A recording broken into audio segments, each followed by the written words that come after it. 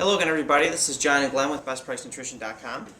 Today we're going to talk to you guys about Forskolin. Recently it's gotten a lot of press, as Dr. Oz mentioned it on the show, and we sold more of it, I think, in a week than we've sold probably in the last couple of years.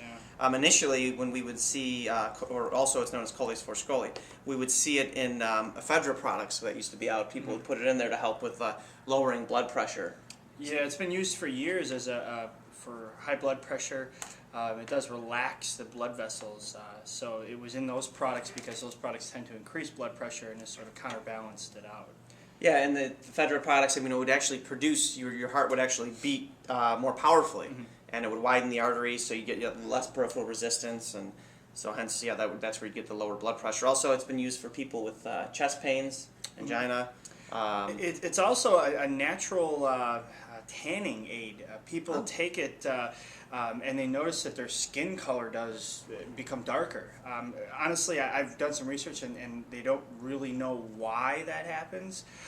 There are some people that break the capsules open and rub them on their skin because it does help with tanning. It's sort of, I guess, an effect, not a side effect, because everything is... So it must be increasing melanin or something for the pigment melanin. Yeah, a lot of websites for people looking for natural tanning aids, they're advocating this as darkening the skin naturally without having to get into the sun. And really what this is you'll see it as Forskolin. It's from the plant Coleus forskolii. It's considered an Ayurvedic herb, so that means it's from ancient India, China. It's the meaning of that word. It's a form of medicine practiced there. Yeah, it's been used for thousands of years. It is relatively safe. I haven't seen much in terms of side effects or people having adverse reactions. Yeah, nothing I've seen. And Dr. Oz mentioning it, usually I'm sure he dots his I's, crosses his T's. I mean, he's a cardiothoracic surgeon, so that's probably my guess as to what brought his interest to it initially, was the fact that he may have heard of it because of blood pressure and stuff, and now obviously has his show.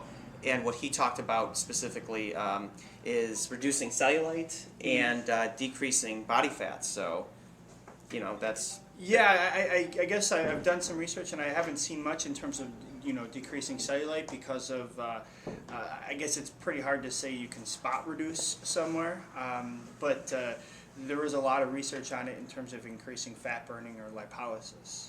Yeah, and one of the nice things when somebody like Dr. Oz, somebody in the mainstream, talks about an herb or something in this industry, is good because hopefully it'll increase incentive for companies to do some actual third-party research on a lot more of these ingredients. Now, there is some out there on this, but more within this industry, we'd like to see more and more because, let's face it, not every herb works, and some do, some don't, and the more research we can get, the more we can find out, and ones maybe that we see that currently don't work, well, maybe more research will find some other uses for it or things like that. So, in this industry, I personally want more of that done because it's embarrassing sometimes when companies go out and they make these outlandish claims and there's absolutely no fact-based evidence, no third-party research. Yeah, especially now, the big push is more and more stimulants. You'll see products with 300 to 400 milligrams of caffeine and the side effects that could come from that. The nice thing about this particular ingredient and with it getting more mainstream attention is that it doesn't seem to have those kind of side effects. And if possible, with more funding and research, we could find that it could be a natural, safer alternative to products. Well, yeah, and with some of the stimulants, too, there is some hyperbole out there, too. Like, I was watching the mainstream news the other day, and, I saw that just... this particular woman wanted energy drinks banned and this and that. I mean, come on. You can go to Starbucks and get a triple shot latte and you'll get just as much caffeine. So there's a lot of hyperbole there in terms of that. Is it healthy to take more than 600 milligrams of caffeine a day? No, but in moderation it's fine. So. And there are people who take thousands of milligrams of caffeine in a day.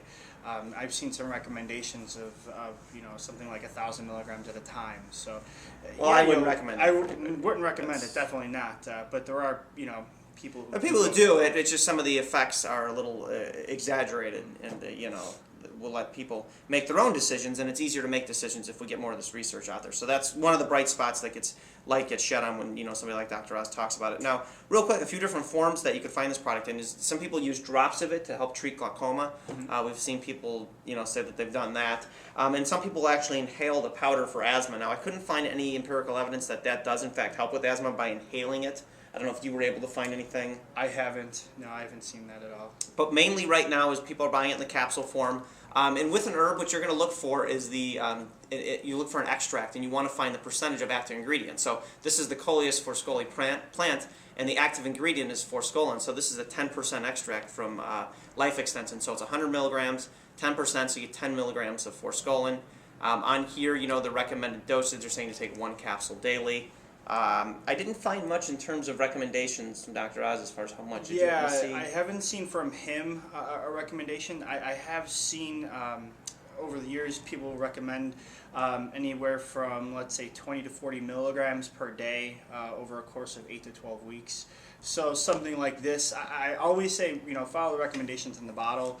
I think they say take 1 capsule daily.